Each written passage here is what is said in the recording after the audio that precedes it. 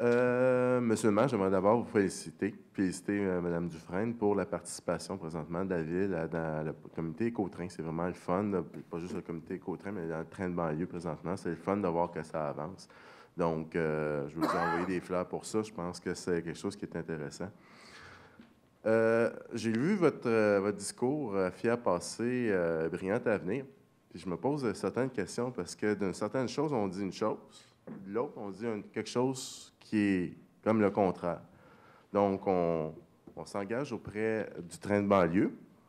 Puis en même temps, vous parlez dans votre discours, vous parlez de SLR jusqu'au bar des danseuses 1035. C'est quelque chose qui est un peu bizarre, là. En fait, ce que je disais, là, je vais vous placer dans le contexte parce que là, il est hors contexte. Dans le contexte, ce que je disais, c'est qu'on s'apprête de vouloir élargir l'autoroute 10 à 3 voies et la 35 à 2 voies. J'ai dit, au lieu de faire ça, j'aimerais avoir une étude parce qu'on sait que le salaire va s'en aller au 10-30. Oui. OK, ça, qu'on le veuille ou pas, il va s'en aller là. OK? Oui. Bon.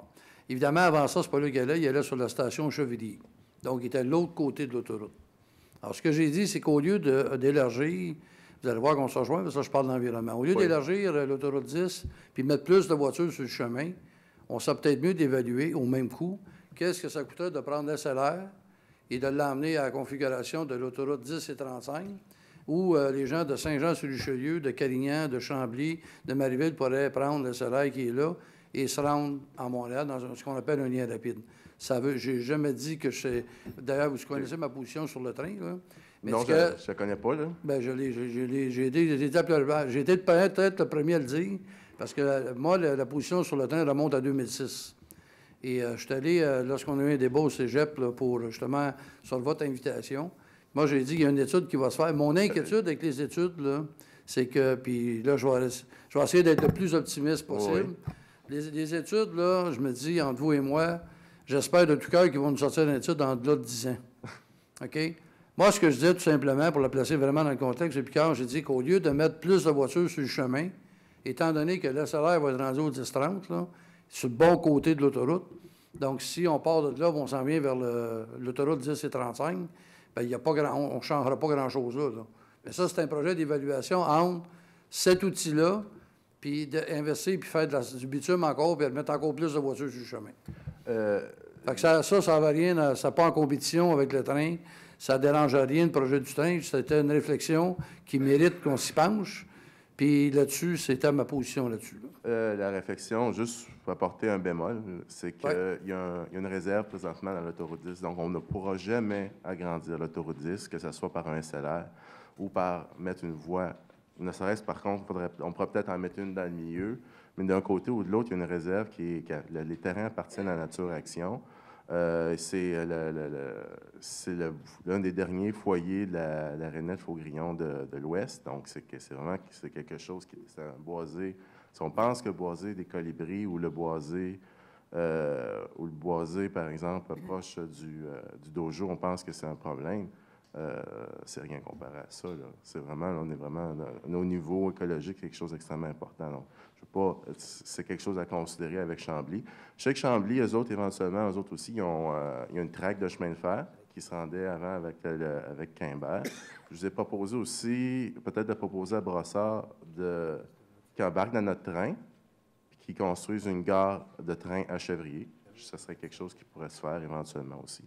Originalement, le projet était là, mais par contre, comme je vous dis, je trouve ça dommage au Québec qu'on soit en tort comme ça, parce que dans toutes les grandes villes, le milieu des autoroutes, au lieu d'avoir du gazon, là, ils ont installé des moyens de transport rapides.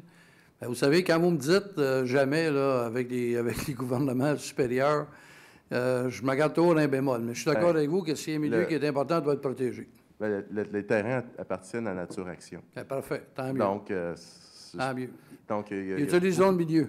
Donc, il y a beaucoup de protections qui font en sorte que ces boisés-là, je pense qu'ils ne pourront jamais être brassés. Vous comprenez mon point, juste pour clore ce bout-là, je ne mettais pas le temps en compétition. Okay. C'était juste une réflexion sur, avant de mettre du bitume et plus d'auto, si ça s'en vient là, de prendre au moins le temps de regarder. Là. OK. C'est beau? C'était pour ça. Il y a quelque chose aussi qui m'a un peu... Je vais vous avouer que je ne sais pas, je ne comprends pas, là. Quand vous parlez, nous avons connu une croissance rapide grâce à notre proximité de Montréal, entre autres, mais il reste que le sentiment d'appartenance à la ville de plusieurs nouveaux citoyens reste faible. Moi, je travaille à Montréal. Puis je veux vous avouer qu'il y a certains conseillers qui travaillent à Montréal, puis il y a des gens ici qui travaillent à Montréal. Ça fait que j'aime pas ça, me sentir comme un citoyen de seconde zone parce que je travaille à Montréal. J'ai choisi délibérément en 2006 de rester à Saint-Jean-sur-Richelieu.